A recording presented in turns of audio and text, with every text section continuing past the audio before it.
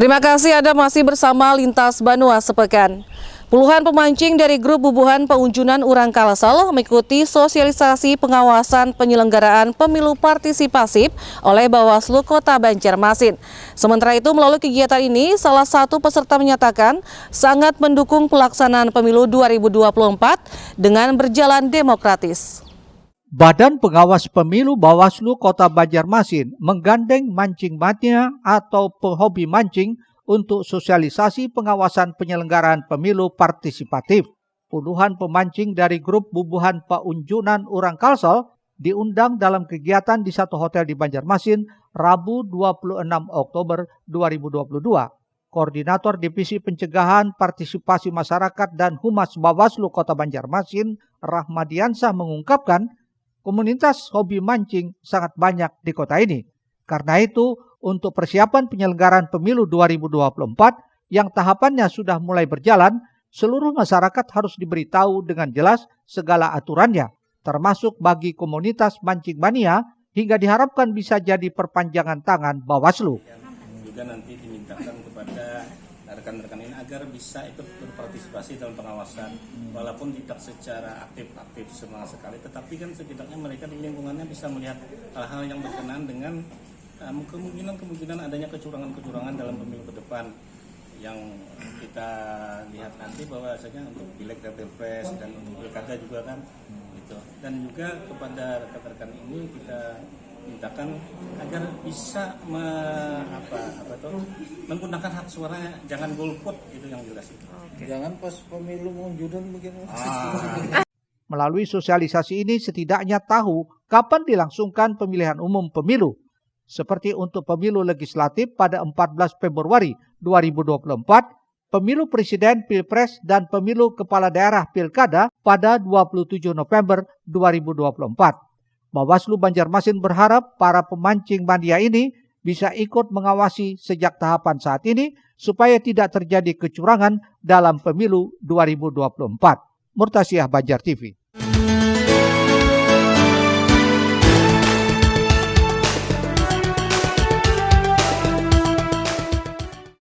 Sementara itu, Rahmadi juga menyampaikan saat ini Bawaslu melakukan pengawasan pada tahapan pemilu verifikasi partai politik yang merupakan tahapan pemilu. Dirinya berharap teman-teman hobi mancing yang tergabung di Bubuhan Peunjunan Urang Kalsel aktif untuk mencek namanya apakah masuk pengurus parpol, dan jika ditemukan menjadi pengurus parpol bisa melapor ke Bawaslu setempat. Rahmadi pun mengharapkan para mancing mania yang tergabung di Bubuhan Peunjunan Urang Kalsel dengan jumlahnya sekitar 13.000 orang ini ikut mensosialisasikan aturan pemilu ke masyarakat karena mereka juga aktif berinteraksi di masyarakat. Salah seorang anggota Bubuhan Peunjunan Urang Kalsel, Arpoy, menyatakan mereka sangat mendukung pelaksanaan pemilu 2024 berjalan demokratis, tidak ada kecurangan dan semua berhak memilih sesuai hati nurani. Sesuai yang dianjurkan oleh Bubuhan Penegak Bawaslu, kami kan tentang pengawasan, bagaimana yang baiknya tentang pemilu. Itu aja. Mungkin ada tambahan? Pihaknya juga tidak menginginkan terjadinya politik identitas juga politik uang pada pemilu 2024 ini. Murtasiah, Banjar TV. Selanjutnya, peringatan Hari Santri Nasional tahun 2022 di halaman kantor Bupati Banjar sebagai momentum untuk mengingat kembali dan meneladani peran para kiai dan santri dalam perjuangan melawan bangsa asing. Sementara itu, rangkaian puncak Hari Santri tahun 2022 di Kabupaten Banjar diisi dengan pameran dan perlombaan antar pondok pesantren. Upacara peringatan Hari Santri Nasional tingkat Kabupaten Banjar diikuti Banser, GP Ansor, PMII, EPPNU, IPNU, dan perwakilan para santri dari berbagai pondok pesantren di Kabupaten Banjar. Di antaranya Ponpes Hidayatullah, Darussalam, dan Ponpes Iqdamul Ulum. Tahun ini Hari Santri Nasional mengangkat tema berdaya menjaga martabat kemanusiaan dengan maksud santri dalam kesejarahannya selalu terlibat aktif dalam setiap fase perjalanan Indonesia. Mengasosiasikan santri hanya dekat di bidang keagamaan saja tidaklah tepat, karena sekarang telah merambah ke berbagai bidang profesi, memiliki keahlian beraneka ragam, bahkan menjadi pemimpin negara. Dan pasca kemerdekaan Indonesia, santri lebih semangat lagi dalam mengisi pembangunan. Inilah salah satu pesan dari sambutan Menteri Agama Republik Indonesia Yakut Khalil Qomas dibacakan Bupati Banjar. Pertama-tama bersama pemerintah daerah dan pribadi mengucapkan Hari Santri tahun 2022. Tadi berkesempatan membacakan sambutan Pak Menteri Agama. Di dalamnya tentu mengenang jasa-jasa pahlawan, keikutsertaan para santri, para alim ulama, para tokoh agama begitu besar dalam kemerdekaan. Mereka mempunyai gerakan rasa kebersamaan di dalam santri sehingga kemerdekaan bisa direbut di zaman di beberapa masa baik itu Belanda maupun juga beberapa sehingga Indonesia menuju kemerdekaan pada waktu itu. Mudah-mudahan dengan ada event ini, ada perlombaan stangnya juga itu, mereka akan saling belajar gitu, saling melengkapi artinya. Dengan harapan walaupun ke depan ada peningkatan lebih baik ya. Jadi kada sekedar acara, juga ada nilai positif yang panjang yang kita harapkan. Dan ini juga memang hari raya para santri ya gitu. Kalau kada kita kan mungkin ya mereka juga agak ada begitu meriah untuk melakukan kegiatan ini gitu. Nah mudah-mudahan dengan kebersamaan ini kita saling menguatkan gitu, tetap aja semangat dengan kondisi apapun para santri itu kita dorong untuk tetap semangat. Penetapan 22 Oktober sebagai Hari Santri Nasional merujuk pada tercetusnya revolusi jihad yang berisi fatwa kewajiban berjihad demi mempertahankan kemerdekaan Indonesia. Ahmad Ramadhani, Banjar TV.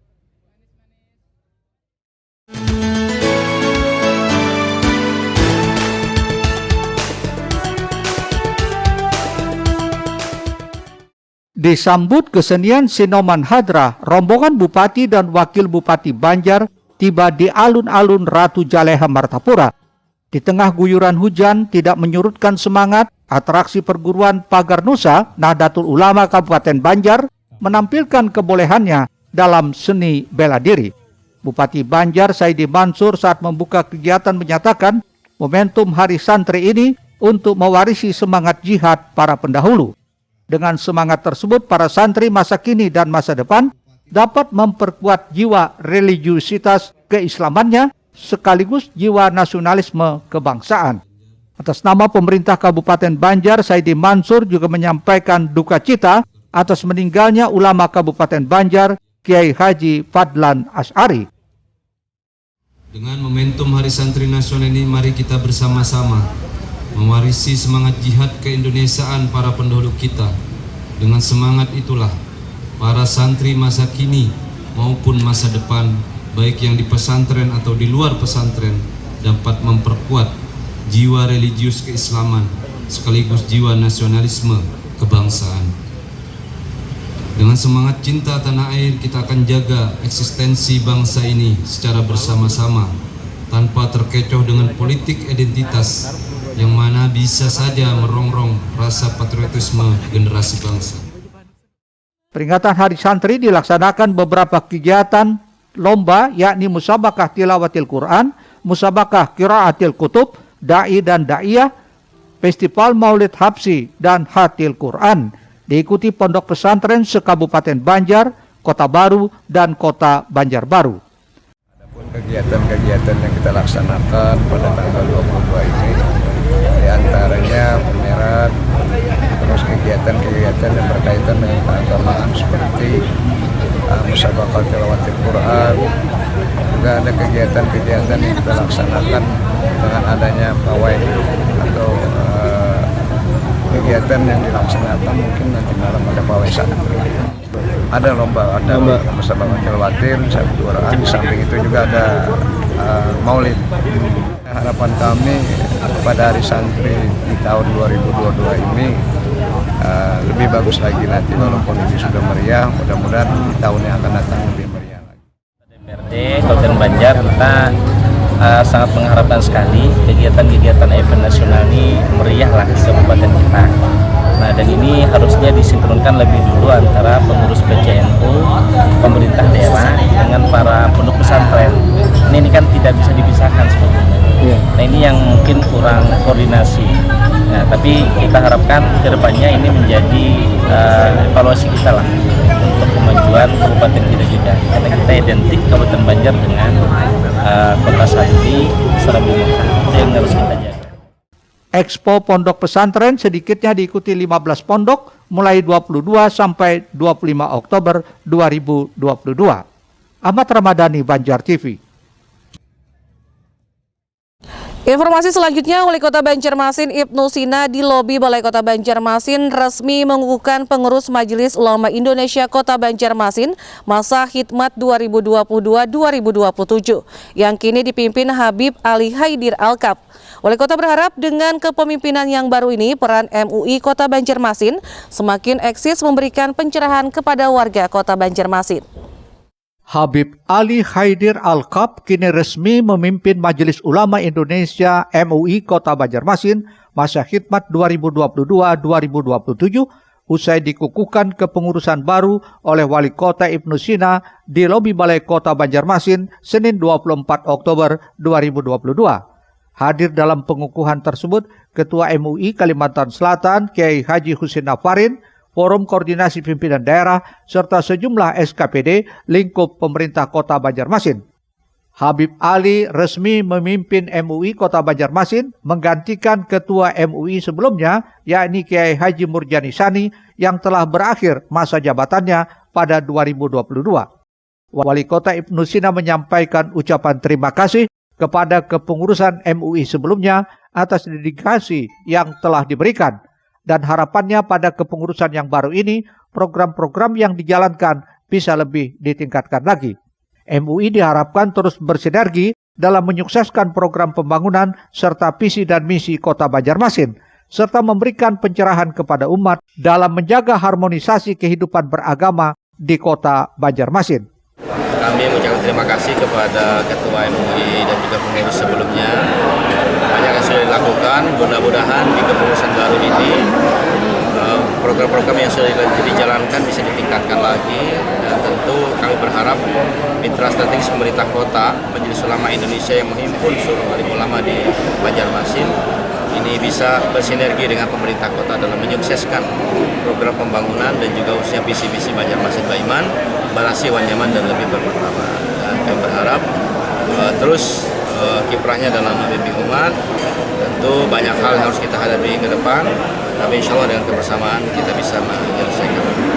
Sementara itu, Ketua MUI Banjarmasin Habib Ali Haidir Alkap menyatakan akan terus berkiprah melayani dan membantu umat beragama, dalam hal ini turut menyukseskan visi misi pemerintah Kota Banjarmasin. Ucapan terima kasih kepada Wali Kota Banjarmasin juga disampaikan atas bantuan dana hibah dalam menjalankan berbagai program melayani umat. Kami berharap mudah-mudahan MUI Kota Banjarmasin dapat berkiprah melayani umat dan juga dapat membantu umat beragama yang ada di Kota Banjarmasin dalam mensukseskan pemerintahan yang ada di Kota Banjarmasin, mobil khusus membantu Bapak Wali Kota di dalam mensukseskan visi dan misi beliau untuk umat yang ada di Kota Banjarmasin. Kami ucapkan terima kasih banyak kepada Bapak Wali Kota, Bapak Haji Ibnu Sina yang telah berkenan memberikan bantuan dana hibah kepada MUI Kota Banjarmasin. Muhail, Banjar TV. Selanjutnya, peran marbut tentunya tak bisa dipandang sebelah mata. Kebersihan masjid untuk menunjang kenyamanan ibadah jemaah mendapat apresiasi dari Basnas melalui penyaluran zakat setiap tahunnya. Penyaluran zakat kali ini dilakukan langsung Wali Kota Banjarmasin Ibnu Sina di Masjid Agung Miftahul Ihsan. Dikenal sebagai kota agamis dan mayoritas penduduknya Islam, membuat banyak masjid berdiri kokoh di Kota Banjarmasin. Guna menunjang kelancaran peribadatan, pasti tidak lepas dari peran marbot dalam menjaga kebersihan dan hal lainnya. Namun penghasilan yang didapatkan marbot tidaklah seberapa. Melihat fenomena itu, Basnas Kota Banjarmasin menyalurkan zakat kepada 208 marbot di Masjid Miftahul Ihsan, kawasan Pangeran Antasari, Selasa 25 Oktober 2022. Penyalurannya diserahkan secara simbolis Wali Kota Banjarmasin didampingi Ketua Basnas dan perwakilan kantor Kemenak setempat.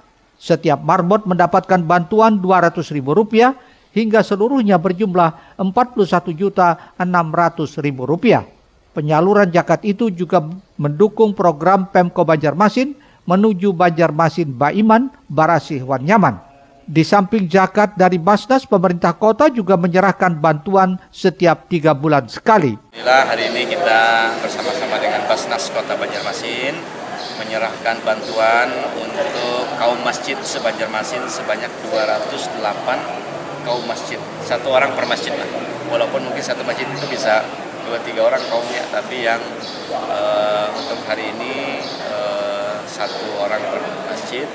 Di samping juga ulun mengingatkan bahwa memang pemerintah kota selama 3 tahun berturut-turut ini juga sudah memberikan bantuan juga untuk kaum masjid secara rutin lah per 3 bulan penyerahannya, dan itu mudah-mudahan bisa membantu kaum masjid dalam melaksanakan tugasnya, karena kita harus berterima kasih karena kaum masjid inilah yang menghidupkan masjid-masjid kita, yang menjaga akan membersihi, yang kemudian membuat suasana yang nyaman, suasana yang khusyuk, hikmat di masjid itu. Karena masjid yang nyaman, masjid yang terawat dengan baik, yang bersih, pasti jamaah akan betah di situ.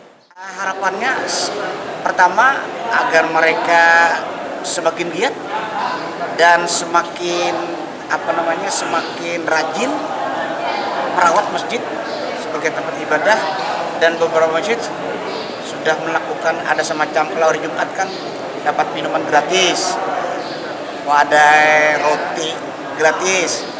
Ini beberapa masjid yang sudah kita survei. Jadi ini bagian dari bagaimana meningkatkan kapasitas pengabdian kaum terhadap pemeliharaan masjid selama 1 kali 24 jam.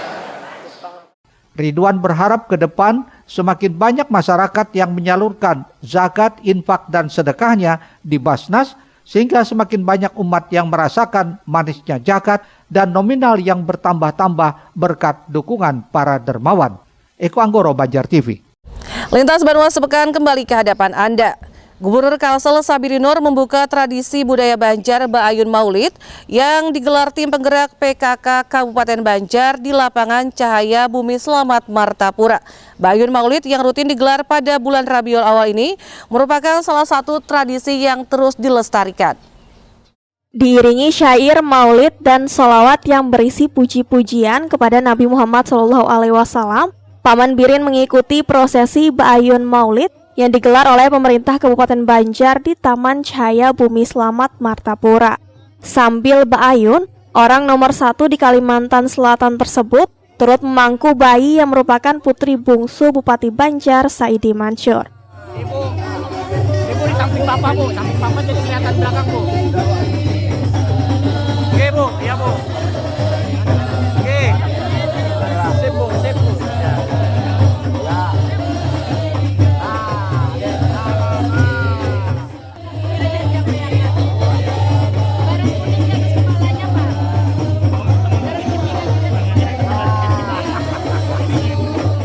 Gubernur Kalimantan Selatan mengatakan kecintaan kita pada budaya dan melestarikannya adalah wujud dari masyarakat yang berbudaya dan beradab.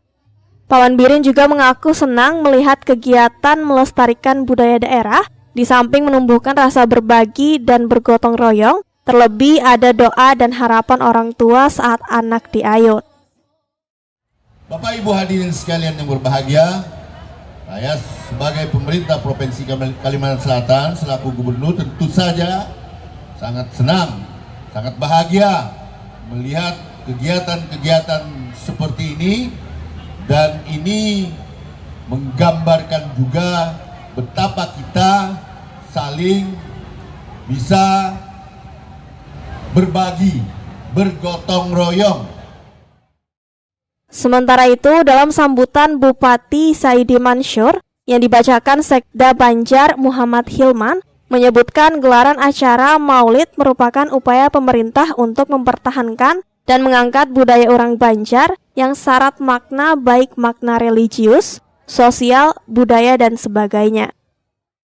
Maulid yang dilaksanakan pada bulan Rabiul Awal ini merupakan salah satu tradisi budaya yang harus kita lestarikan bersama.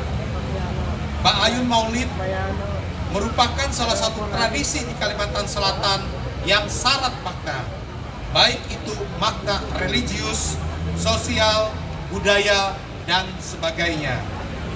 Masyarakat Banjar percaya bahwa Ba'ayun Maulid merupakan salah satu cara untuk mendapatkan keberkahan hidup, berkah dari kelahiran Nabi Muhammad Sallallahu Alaihi Wasallam.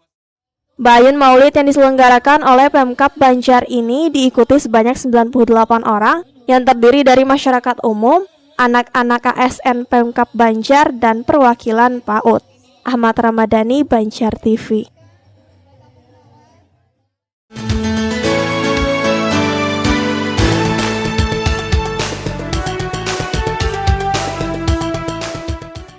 Melestarikan budaya daerah Banjar agar tetap terjaga dan terus berkembang, pemerintah Kabupaten Banjar melaksanakan Ba'ayun Maulid yang dibuka secara resmi oleh Gubernur Kalsel Sabirin Nor atau Paman Birin.